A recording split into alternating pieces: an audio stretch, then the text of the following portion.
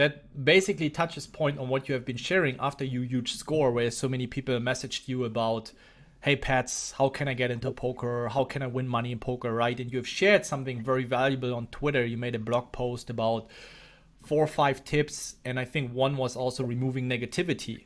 Do you think that Yeah. also factors in that you try to find people that might be able to contribute for your studying, telling you, hey, in these spots, people are going to be calling wider, people are going to be calling Yeah. looser. So you actually gain fake experience that others tell you, all right, that's what you got to do in those spots, or that's what you can anticipate others doing in that For spot. sure. I mean, I think negativity and fear and like self-doubt are like the three biggest things that other people can put onto you, which fucks you up completely. So like I've had experience of all three myself for Mm, like many years. I think most people do. So like self-fear or self-doubt may be that like you run a hand in PO, sorry, you play a hand and it's incorrect.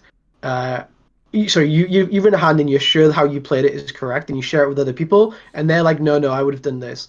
Then you go to PO Solver and you see it's incorrect, and then you start by, oh well, I need to change the node lock to make, and then people do it. They change the node lock again and again and again until their play makes sense, you know. And of course, like anyone can make something make sense if you just keep changing the node lock until it's possible.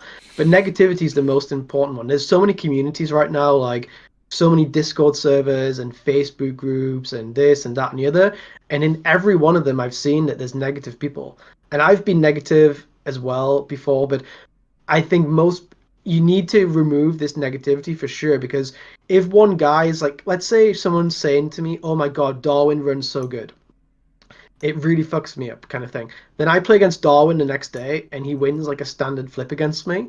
Then this straight away after that flip, there's going to be negative stuff coming to my mind, like fuck me, how's he so lucky? Why can't I win this against him? mm, And it's not because he's running good against me. It's because someone else has like pushed this negativity to me that Darwin runs good. Do you know what yeah. I mean?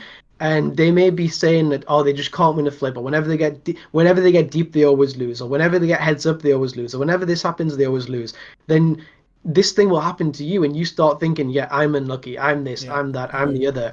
And you just get this negativity like almost put into your body through someone else complaining so much, so much, so much. But when people are negative, they usually have like quite big personalities, and it's quite difficult to tell somebody, Mm, bro, you're so negative, can you stop being so negative? Like, I know you're actually quite good at this, like being very blunt, but like it's something I struggled with and I still struggle with, that if I see someone being negative, I can't really write to them and tell them, look, you need to stop this. Not You're not just fucking yourself up, which is the most important thing. yeah. You're hurting me, but not just hurting me, you're hurting the whole community. Yeah. And someone who's really good at this is European Sam. Mm, He's a very blunt guy, and you're very good at it too. I think you and Sam are, just from experience too, the people I know is very good at this. But I guess you have to be because of your community being so big and stuff like this. But in like communities of like 4 and 5 people, like let's say you have a study group of 4 and 5 people, if you're in this group and one guy's starting to be negative, you mm, have to either remove him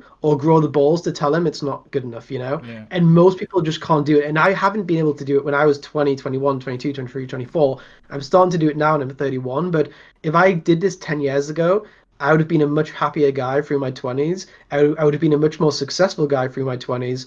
And I would have also just in other areas of life, to girlfriends and family and friends, I would have been more positive about things. But when you're negative about your job, you start allowing that negativity to creep into everything, I think.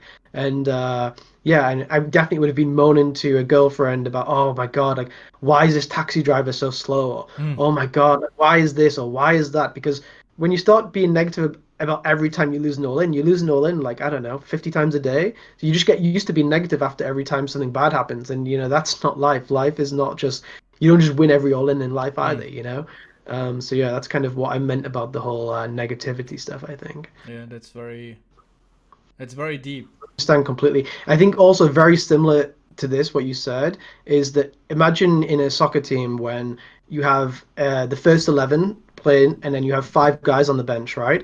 The 5 guys on the bench are usually there's usually at least one of those 5 guys who is super negative. So Mm, like, let's say you've been dropped from the team. If you get removed from the team and you're on the bench, you should be training harder, working harder, sleeping better, eating better, because your only goal should be to get back into that 11, and your whole mindset should be positive. How can I get better? Yeah. But if there's someone on the bench who's been on the bench for say 2 months and is negative, he's like, this manager doesn't know what he's doing. Oh my Mm. God, look at that guy give the ball away. Oh Yeah, my yeah. God, look at that defender. Why is he so slow? Yeah, And yeah, then yeah. all your energy is to look at all negative stuff. You're looking for players who are playing bad. Look, oh, he's doing this. And then you're saying it to the other guys, and then his negativity's gone to you, and then your negativity will then go on to someone else. And then you eventually have five guys on the bench who are all super negative, Mm, and all yeah. their focus is about how bad everyone else is and not about how can I get better. Yeah. And you very, very rarely see a guy who's been dropped to the bench in soccer who is like under 21, who's like, fuck this, I want to get back to being the top guy and I want to be back into the 11.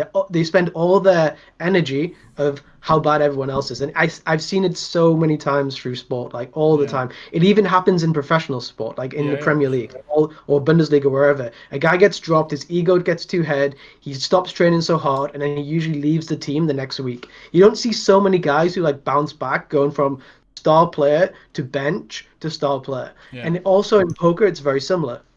You don't see someone who goes from top reg to bad reg to top reg. Mm. Usually you go from top reg to bad reg to leave the game. You know, it's very, very hard to go from top to bad to top in anything.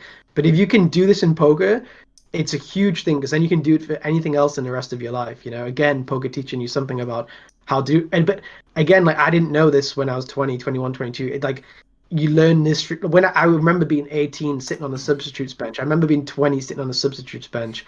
I remember all of this very clearly. Mm. But if I could now go back, you know, I wouldn't have, you know, quit the game or stayed on the substitutes bench. I would have got back into the 11 100% because it's all about mindset Yeah. and attitude, you know. Yeah. But you know, like you shouldn't know when you're 18. Like you don't know until you fail, you know. But I Yeah. wish that I could have done a lot of things back in my life with like a positive mindset rather than a negative mindset.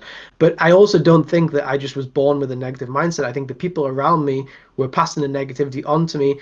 And if I could go back to the substitutes bench when I was 20 and tell the guy next to me, bro, to just don't talk to me, you know, like I'm focusing on the game and watching the players who are better than me, how I can copy them to get Mm. better, you know. I wish I could have done that, you know, but I didn't. But Yeah. you know, it'll be a regret, I guess.